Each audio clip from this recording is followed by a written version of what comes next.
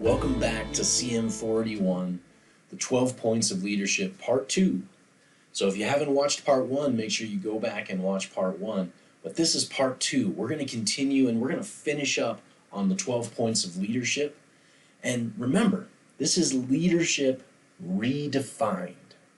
I want to get you to start thinking about leadership in a different way. I want to flip what you've learned about leadership on its head.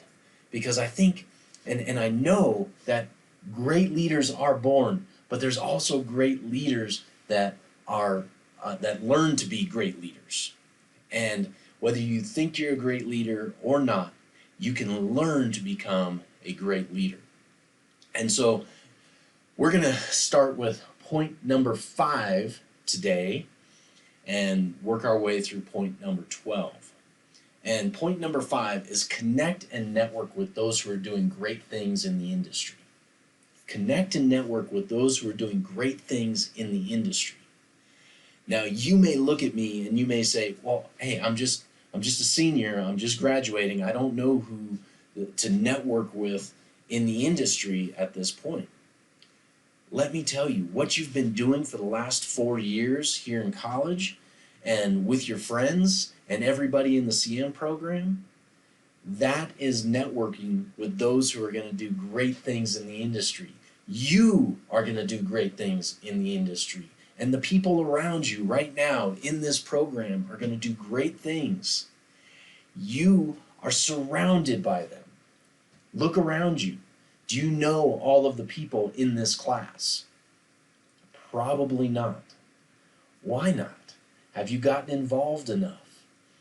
If you haven't, here's a lesson for you. When you get out into the industry, you need to get involved. You need to start meeting people. Meet as many people as you possibly can. And as a great leader, surround yourself with great people who are doing awesome things in the industry. They'll be easy to find. They're doing awesome things.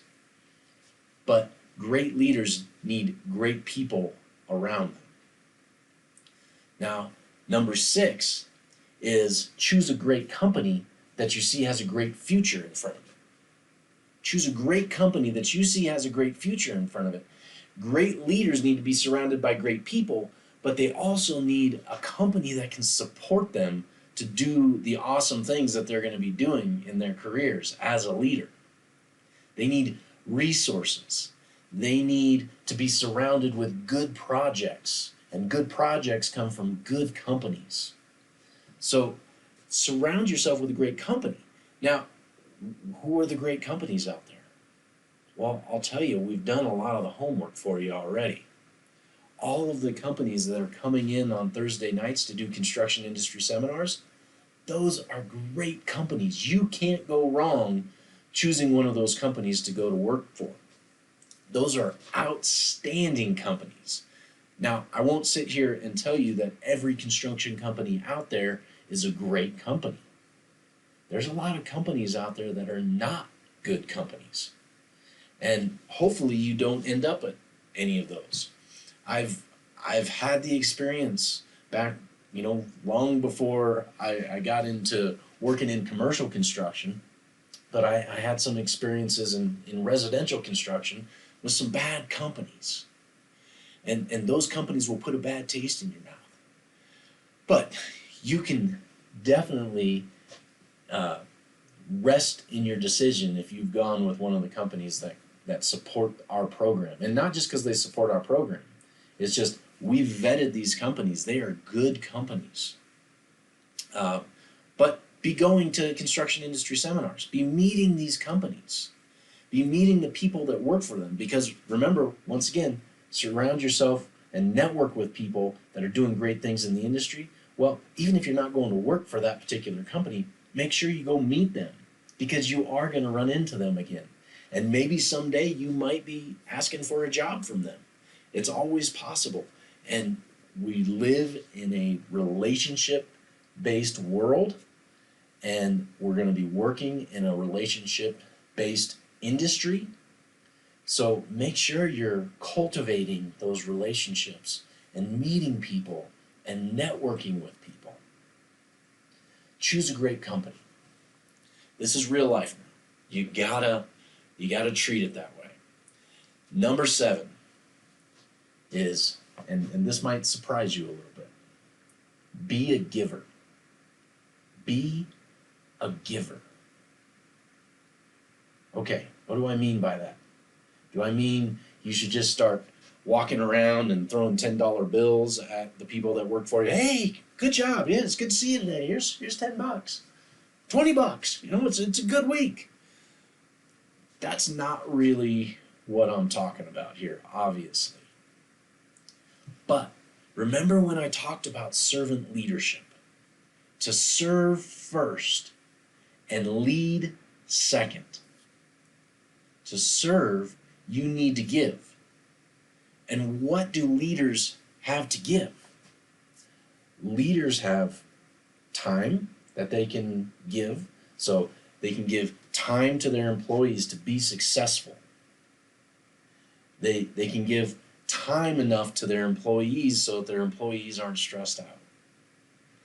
They can give of their own energy.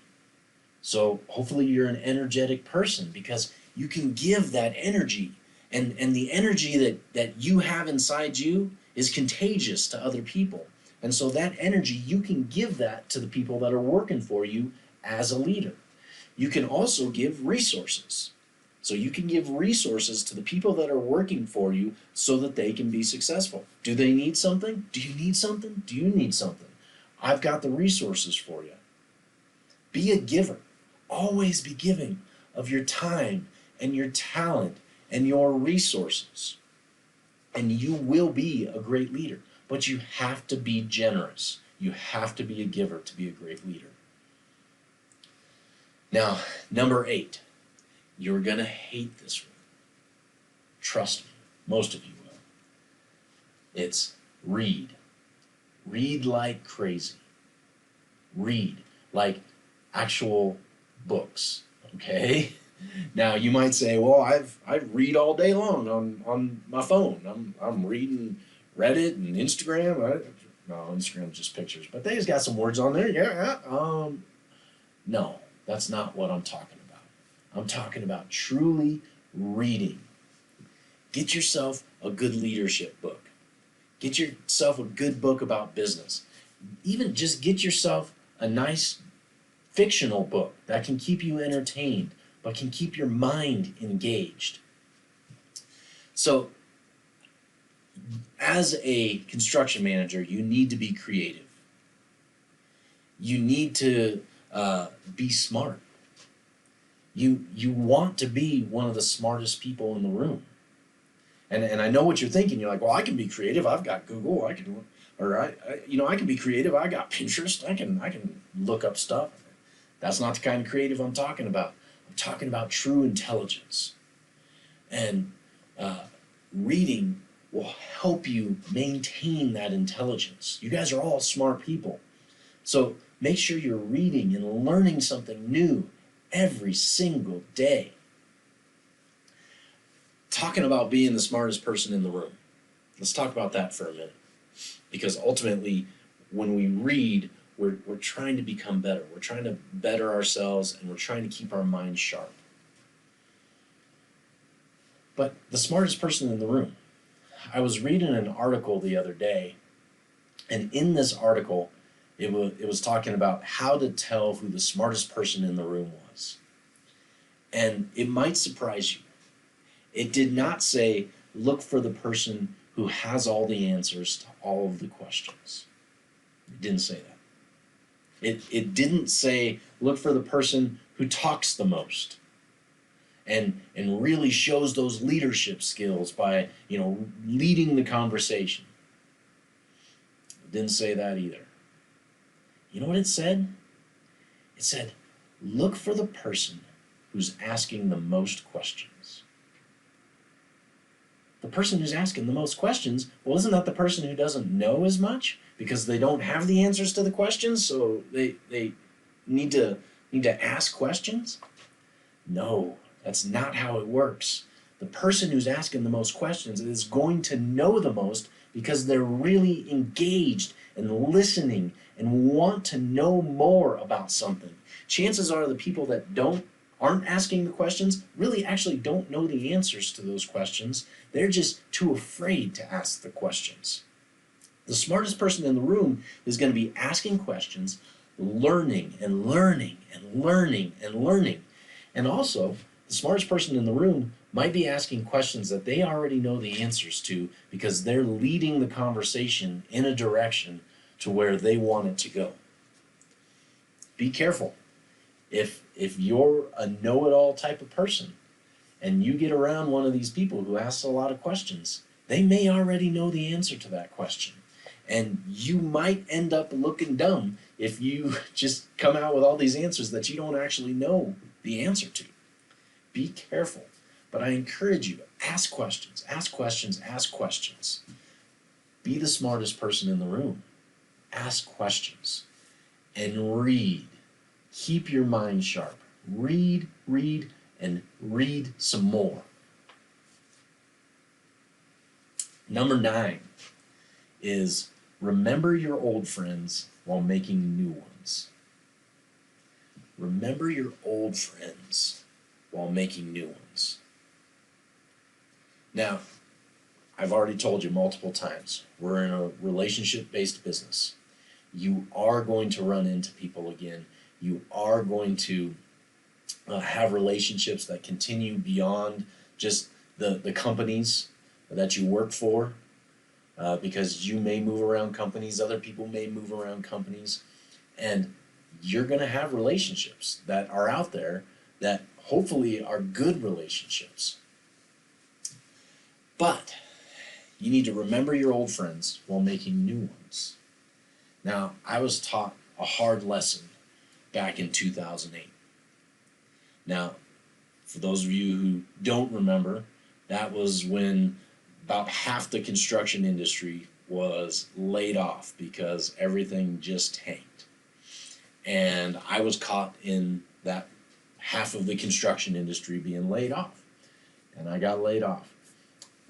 Went home, had a couple beers, of course, and then the next day I was right back on it. I was like, okay, jump back on this horse. I'm going to find myself a great job, great position. And I started making phone calls, and I called up one of my old bosses, old mentors from one of my past companies, and I said, hey, here's what happened, and was wondering if you could help me out at all or anything's going on. And he sat there on the phone, and he said, hey, Rob, it's good to hear from you. You know, I haven't heard from you in a long time, except for when you need something. Right there. Seriously, that was an eye-opener for me. I wasn't remembering my old friends while I was making new ones. I was only using that old friendship for something that was beneficial to me and wasn't thinking about that friendship until I needed to use that friendship. And that's really not how things should work. It was a real eye-opener for me. Remember your old friends while making new ones. During that same time period, I also had an experience in the opposite direction because I was out of work for a very short amount of time, but I had made a whole bunch of new friends because I had put myself out there on the line and put myself on a ballot to be on the board for the United States Green Building Council here in Northern Arizona. So I was sitting on this board with a bunch of people that I didn't know, and I was just getting to know these people. And through a friendship and through a relationship, a new friendship that I had made on that board, I ended up getting my new position that I probably wouldn't have gotten otherwise. What a great lesson for me to remember my old friends while making new ones, because that's going to take you far in your career. We're in a relationship-based business. Don't forget that. Number 10 is reinvent yourself. Reinvent yourself. What do I mean by that? It, we could go a lot of different ways with this reinvent yourself. But I want to tell you a little story. I had another mentor in my life that came up to me one time and he said, "Hey, Rob, have you ever seen my pyramid that I've drawn for people? Have I ever told you about this?" And I said, "No, you never have." And I think we were maybe sitting over a beer or something, and he pulls out a napkin and he starts drawing on this napkin. And what a great life lesson for me. And I want to share that with you right now because I feel like it's so valuable for anybody that's first getting into their career and building their career. So we sat down and my mentor started drawing boxes, probably on a bar napkin or something, but he started drawing all these boxes right along the bottom. And he started explaining to me, he said, every single one of these boxes is an experience that you have during your career. And so for me personally, these boxes were structural inspection, residential superintendent, commercial superintendent, commercial project manager, civil project manager, civil division manager, all these different project types that I've done, like residential and retail and academic. But each one of these boxes represents something that you've done in your career. And then he started drawing more boxes on top of it. And he started making a pyramid.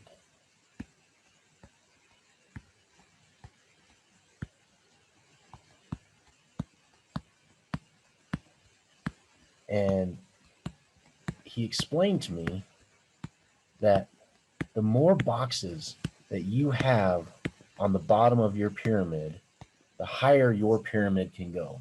And that pyramid is your career. And so he said, if somebody asks you to go save a project in middle of nowhere, Kansas, there's your opportunity for another box. If somebody asks you to change paths and maybe go do some solar work that you had never done before, there's another box in your career. And the more boxes you get, the higher your career is going to go, the higher your pyramid is going to go. Never hesitate to take on new tasks. Never hesitate to take on new project types. Never hesitate when your company asks you if you want to travel. Say, yeah, put me in, coach. I can do that. Never hesitate to say yes to something, because the more experiences you get in your young career, the higher your career is going to go, the further you're going to go in your career. So reinvent yourself. Don't hesitate to take on new things. Don't hesitate to reinvent yourself and do something new that's totally out of the ordinary for you, and something that's out of your normal box that you're in. Reinvent yourself. Number 11 is stay free of bitterness and anger. We are in a stressful industry. And you may not hear this in other talks about leadership, but I feel this is hugely important to leadership. Stay free of bitterness and anger. Bitterness and anger can cloud judgment. I've seen people that have been on a job site and because of certain things that have happened have actually literally gone to blows over issues on the job site. And I'm standing back thinking, hey guys, this is just a job. What is all this nonsense about? But we're in a stressful industry. And a lot of times our jobs and our careers, they hinge on what happens on the job site. And so when something negative happens on a job site, that can turn into stress. And stress can turn into anger. And anger can turn into bitterness. Now, why do I tell you stay free of bitterness and anger? It's because it will mess up your decisions. It'll cloud your decisions. Don't hold grudges. Now, I'm not saying that you allow people to take advantage of you. That's not what I'm saying. I'm an idealist. I'm not a dummy, all right? When I say don't hold grudges, what I mean is let it go. Just let it go. Let things go. I'm not saying go back to that person and have them take advantage of you. I'm just saying let it go. Let them go their way. You go yours. Just don't hold grudges. I think Elsa probably said it best when she said, let it go, or something like that. It's probably your favorite song, so you probably could sing it better than me. But you know what I'm saying? Let it go. Let it go. Just like Elsa. All right. Now time for your 12th and final point. And this may seem similar to some of the other points, but this is unique. And I really want you to grab onto this one. I really want you to think about this one. It's dream big and tell the people closest to you about your dreams. Dream big and tell the people closest to you about your dreams. We all have big dreams. I've got big dreams. I'm sure you have big dreams. Maybe your big dream is to graduate college. Okay? That's a great dream. But now you need to move on beyond that because you're going to realize that dream. Maybe your big dream is to own your own construction company someday, or your own subcontracting business, or to take over a business, or to become a vice president or president or CEO of a huge corporation here in the United States. Maybe that's your big dream, and I encourage you to grab onto that big dream. I wish somebody had talked to me at your age about dreaming big and telling somebody about it. I don't think anybody ever asked me what my big dream was. Nobody ever made me think about it. And I didn't have huge dreams because I had never been forced to think about it. And so I want you right now to think about what that big dream is in your life. Okay? What is that big dream? Now, when you figure it out, the next piece of this is to tell people closest to you about it. Write it down and tell people closest to you about it. You're 42% more likely to realize a dream when you write it down. And when you tell somebody about it, it goes up into the 70%. So why do I say dream big, write it down, tell somebody about it? It's because it makes it a whole lot more likely that it's going to happen. And why is that? I mean, thinking about that, why is that? Well, because so many times we may have a big dream, and once again, that fear keeps us from trying to realize that dream. Fear also prevents us from telling other people about it because we don't want to risk judgment when maybe it doesn't happen. And so we need to tell somebody about it to make it real so that they can hold us accountable for that big dream. And so when they come to us and they say, hey, how's that big dream going? And you say, well, it's going just fine. You know, I'm moving up in the company. One of these days I'm going to be the vice president of this and the president of this. And, you know, I just bought a big truck or a nice car and things are going really well. But they can hold you accountable for that. And so what I want you to do right now is I want you to think of that big dream, that goal. And I want you to write it down. And your assignment is going to be to spell it out in great detail what your dream is. And then you need to tell somebody about it. Somebody close to you that's going to be around for a long time that can hold you accountable for that big dream. And I want you to record what their response was and how they supported you in it when you told them. Because they will. If it's somebody that's truly close to you and somebody that truly supports you, they're going to hear that big dream and they're going to say, man, that's awesome. Go for it. Do it. And then they can help you along the way. And they can keep reminding you of that dream in your life and helping you get to that dream and realize it.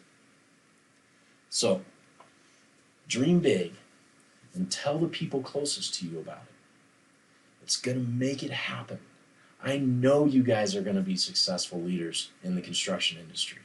I can't wait to hear back from you and hear how things are going. And when you do own your own construction company and I get that email and you say, hey, I want to come hire a bunch of NAU grads because, my company's doing great and NAU grads are the best. And I say, all right, well, let me help you out. That's what I'm excited about. I'm excited about your future careers. That's one of the best things about being a teacher and being a teacher in this program is I know you all are going out there to be successful, to make lots of money, and to be happy and to have amazing careers.